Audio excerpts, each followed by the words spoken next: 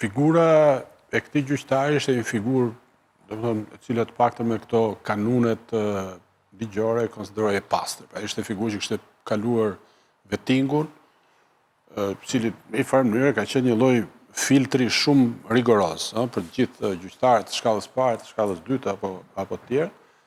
Dhe kështu që s'kemi arsye që të dyshojmë për, po them, për një padrejtësi, që mund të jetë që ka përcaktuar këtë veprim kaq të egër.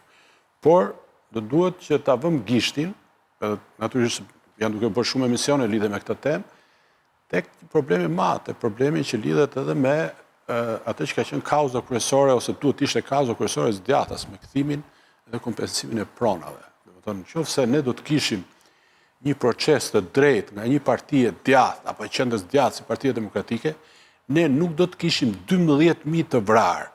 Lista e të vrarëve për çështje pronash në Shqipëri janë 12.000 që nga 1993 ose 92. 12.000 të vrarë.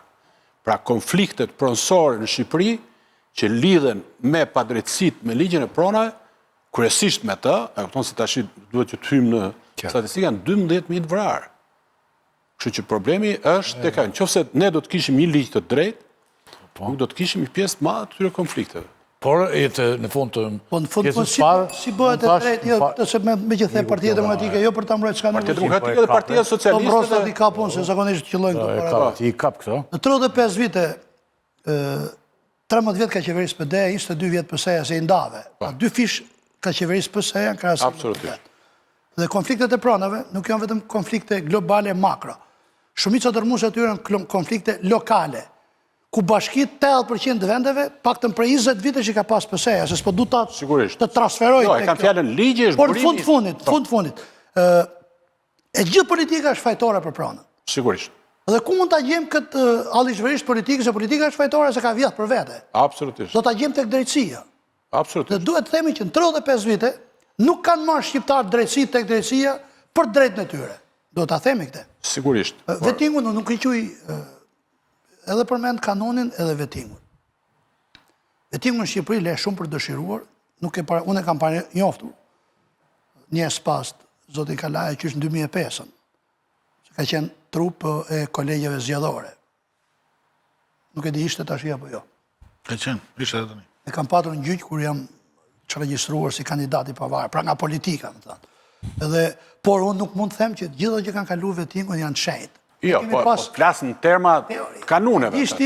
Kanuneve ligjore, ky është kuptimi. Si është bë vettingu, ky është termi. Besoj që ke informacionin, po vetë dur në kokë duke parë që ata që e kanë kaluar janë shumë herë më të pirë se sa jo pak nga ata që kanë ikur nga vettingu. Nuk e, pra, jemi qartë me gjithatë në fund të... Unë kam informacion. Unë mendoj që... Nga keni qef ju të fillojë. Shefi, s'pa. Duke thënë gjëra të drejta dhe të vërteta. Ka i vilë pa deklaruar atje, që të në konferencë shtypi thëtë s'ma kanë vjetë hajdutët. Nuk të rëkonë se nga i ka arë vila. Të ty jeni duke thënë gjëra të vërteta e gjitha, por unë mendoj që është dhe një gjë e thash në fund të pjesës parë, që ne duhet të shtojmë.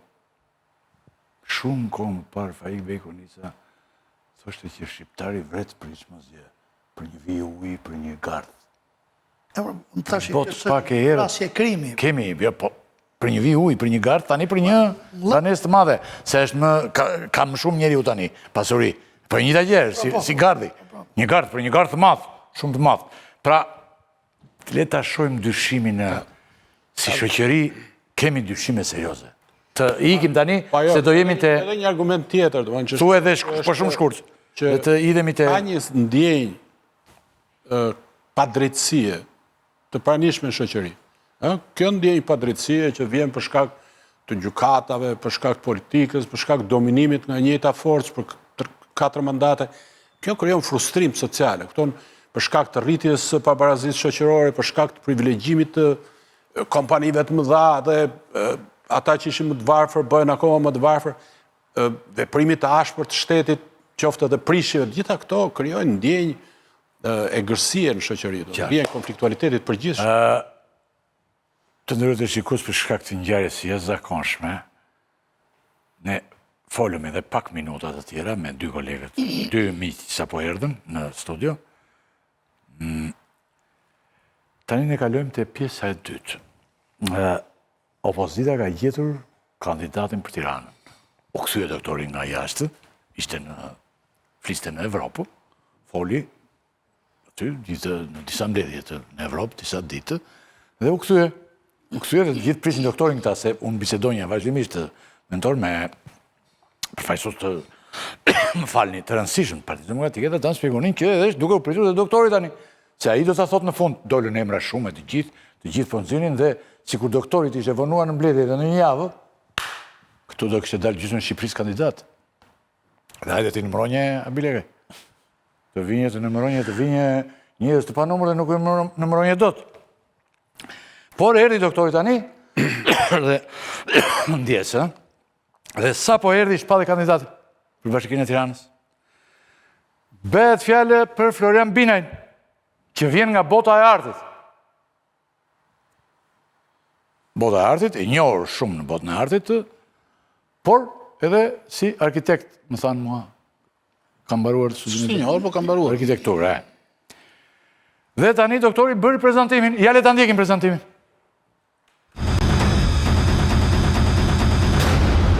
Grupi i mandatuar nga Partia Demokratike do paraqes aleatëve tanë mendimin dhe sugjerimin që të mbështesim së bashku artistin e mirënjohur, personalitetin e shquar të artit, luftëtarin e paepur të kauzave të drejta të qytetarëve shqiptar, komunikatorin e talentuar, e lindur, zotin Florian Binaj. Shpresoj që aleatët, opozitarët, të bashkohemi në këtë mbështetje ndaj një personaliteti me reputacion të gjerë, tek i cili gjen veten më shumë se kushdo tjetër të përfaqësuar qytetarët e Tiranës. Ai ishte për vite me radhë yll apo super yll i çfaqjes shout më të shikuar të vendit, dhe në çdo rol interpretimi i tij ishte më i pëlqyeri, ishte i përsosur. Ai bashku me bashkëpunëtor, me ekip, kanë ndërtuar dhe paraqesin një nga emisionet investigative më të shikuara, Piranja, të cilat Edi Rama i tmerruar i përzuri nga televizioni ABC dhe u zhvendosen tek televizioni Syri. Ndaj dhe njëherë ftoj aleatët dhe të gjithë opozitarët, ftoj qytetarët të mbështesin këtë kandidaturë si kandidaturë që i bën nder çdo qytetari dhe kryeqytetit të vendit. A dëgjoj Muslim.